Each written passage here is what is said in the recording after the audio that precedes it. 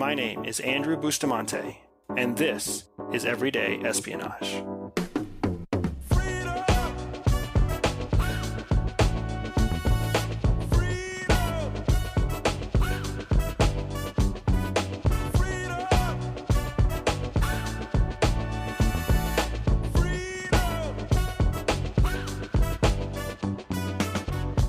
I was passing through rural Pennsylvania when I got an unexpected invitation from a friend to visit him in New York. Now, the friend was headed to New York for work, and he wanted me to come up there because he worked with some folks that might have a shared background with me, either militarily or even in the world of covert operations. So it was a personal invitation to come out, but the connections that he was trying to build for me could become professional connections. Now, I was in Pennsylvania, and the invitation was in New York, and I was in rural Pennsylvania, which is even further away from New York City. So essentially, I was being invited on a 200-mile trek to go have beer with the boys. And it was a hard invitation because I was enjoying Pennsylvania. It was springtime, the weather was perfect, my family was happy. And that's not always the case when you're living in a 32-foot motorhome with 2 children and your wife of 9 years, right? The travel and the road starts to make people tired and frustrated. But here we were happy and enjoying ourselves and enjoying each other's company. And I was getting an invitation to leave it all to go to New York. So the idea of that trip was not a fun idea. It sounded like work. It sounded like a hassle. I didn't want to say no to my friend right away, so I started looking at travel options to see how I would even go about getting there. And when I started to research the travel available to me from rural Pennsylvania to New York City, man, hassle turned into a full-blown headache. I was 2 hours by car away from Baltimore, which had all the easiest ways of transferring from Baltimore to New York. But the flights from Baltimore to New York were outrageous that weekend. Train tickets weren't any better. So I didn't want to give up that easily, so I decided to look at some alternate ways of getting between Baltimore and New York, and I stumbled across the express bus. There it was, $25 from Baltimore to New York on the megabus. Now, I haven't been on a bus since I was 22 years old. And getting to Baltimore was still an hour and a half in the making on its own. So it was a really hard idea for me to think about an hour and a half drive to Baltimore to then have a 2-hour bus ride from Baltimore to New York. And that was when I started hearing a little voice in the back of my head say, "You don't need to go. You can just say no. You should just say no. You need to set some boundaries." Now, many of you know the voice that I'm talking about because it's the voice of corporate trainers across the country. It's the voice of self-help gurus. It's the voice of small business books and lifestyle bloggers. Everybody wants you to set boundaries. Everybody wants you to police your boundaries, teach other people your boundaries, hold your boundaries. They think that boundaries are a good thing, but they're not. Boundaries are a lie. They're a very appealing, very inviting, very easy to sell lie, but they are a lie. And the reason I call them a lie is because setting the boundary is only half of the truth. And anything less than the full truth is a lie. You see, the other half of the truth in setting boundaries, the half that nobody wants to talk about, is called the boundary tax. It's the tax that you have to pay for the boundaries that you set. Now, boundary taxes are a lot like normal taxes. They're complicated, they're difficult to calculate in advance, they are very painful to pay. They are essentially the cost of saying no, the cost of setting the boundary at all. As an example, let's say that I invite you out to coffee. Once I give you that invitation, you have a choice. You can say yes or you can say no. If you say yes, You are agreeing to take on a certain amount of risk and a certain amount of work, right? To meet me for coffee, you're going to have to find a way to get there. You have to prepare for what is likely to be an intense conversation with me, and you have to manage a bunch of what ifs. What if I don't show up? What if the coffee's not good? What if I drone on for too long and you get stuck with the bill? What if saying yes to that cup of coffee just wasn't worth it? But if you say no to the invitation, you don't take on any of that risk. You don't take on any of that work. You save yourself the hassle and you keep things nice and simple. Now that sounds like an easy choice, right? Except for the boundary tax. That cost of saying no. Because what if the conversation that you and I have over coffee is interesting? And what if I can connect you with someone that helps you in your career or your business? What if the coffee is amazing? What if I teach you something new? What if the conversation ends on time and I pay the bill and you go home happier than you were when the day started? Does any of that sound like too much work? Does any of that sound like too much risk? Does it sound like a hassle? I hope not.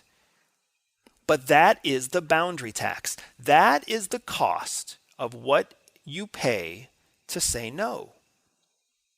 The boundary tax is something very real. It's so real that I was trained to recognize and combat it when I was with CIA. You see, at CIA we had a mantra. And the mantra went like this: everybody is worth a cup of coffee. Everybody is worth a cup of coffee. That is totally contrarian and completely opposite to what people are teaching us in the business world today. Instead, people are saying that you should only spend time with people who are worthy of your time, that you need to be particular and you need to be specific and you need to protect your time and you need to invest your time and you can't just spend it on anybody. Don't waste your time. But here the elite intelligence operators of the world are chanting to each other and to themselves that everybody is worth a cup of coffee. And we say that because we recognize that you never know the value of an opportunity until you take it. And even if the opportunity is a net loss, even if you don't gain anything out of it, you still had to try. Because in espionage, nothing is what it seems to be. A cook could have access to state secrets. A cab driver could be related to a senior military official. A drug dealer or a deadbeat could provide the exact whereabouts of a high-ranking terrorist leader. When you're a spy, the boundary tax is always too high to pay. The cost of saying no, counted in American lives, is just too expensive. And on that day that you get that one cup of coffee with that one person who helps you save American lives, you instantly forget every inconvenience, every hassle, every bit of work, every bit of risk that ever came before from saying yes. Don't trust the lie about boundaries. No matter how attractive it sounds, believe me when I tell you that there is a cost to the boundaries that you set.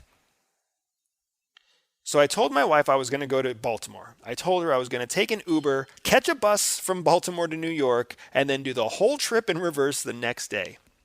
It was going to be about 7 hours in round-trip travel and about $400 in sunk cost, but I was committed. I was going to go.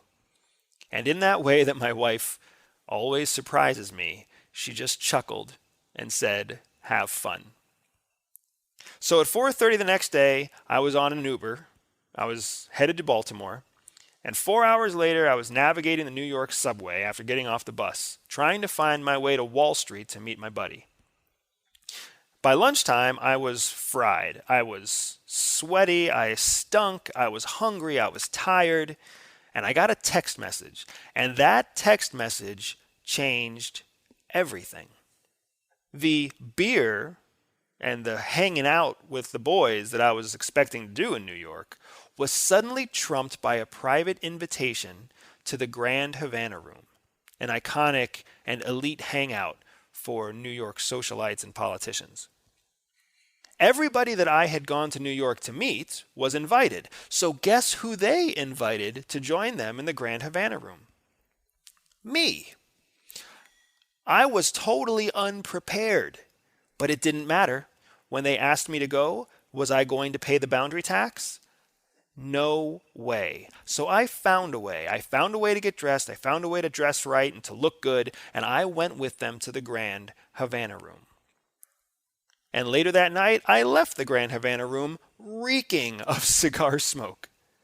But it was okay, because after a few hours in that high-profile space, I was suddenly on a first-name basis with some of the most powerful and influential people I had ever met.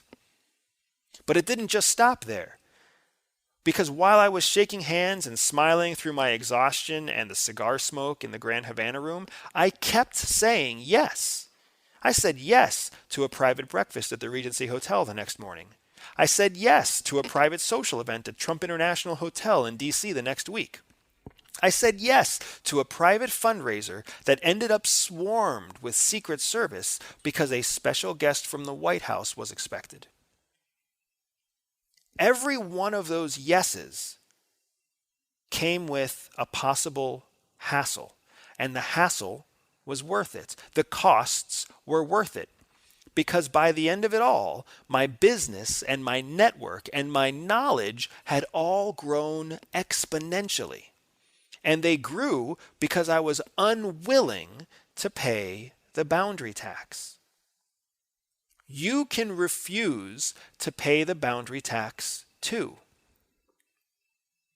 We all have boundaries in place. We have all put up walls and barriers to try to protect ourselves from what we think might be a waste of time. We are all safeguarding our time against potential opportunities that we don't even recognize are out there. So my question to you is, what boundaries do you have in place? Maybe it's that you refuse to turn off Netflix at night and pick up that book that your friend recommended to you. Maybe it's the invitation that you keep ignoring to go to some inconvenient networking group after work one day. Maybe it's the call that you're getting to go out and have friendly beers with a friend of yours who has someone they want you to meet. I am aware that you're listening to a podcast right now that tries to encourage you to break the rules, ignore conventional wisdom, and stop paying the boundary tax. Is this podcast one of the ways that you are refusing to take action? Are you paying a boundary tax to listen and not act? I don't know what your boundary is, but I want to encourage you to break it down. Leave it shattered in your wake. Leave it behind you. Never look back again. There are people setting boundaries all around you. Let them pay the boundary tax. Let them miss out on opportunities. Let them lose while you win. You can reap the reward of saying yes. You can stop paying the boundary tax.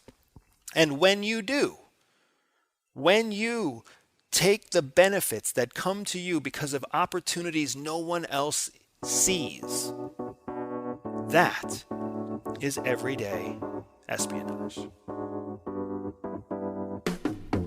Everyday espionage is dedicated to one thing: educating everyday people. I know that not everybody will listen, but those who listen will learn. If you learned something new today, click subscribe, review, and share the podcast with a friend. I have so much more to share with you. Find me on social media at EverydaySpy or on my website, www.everydayspy.com. And if you are up for a special challenge, check out Operation Real Time and let me take you on an authentic spy training mission. Above all else, remember that knowledge is freedom.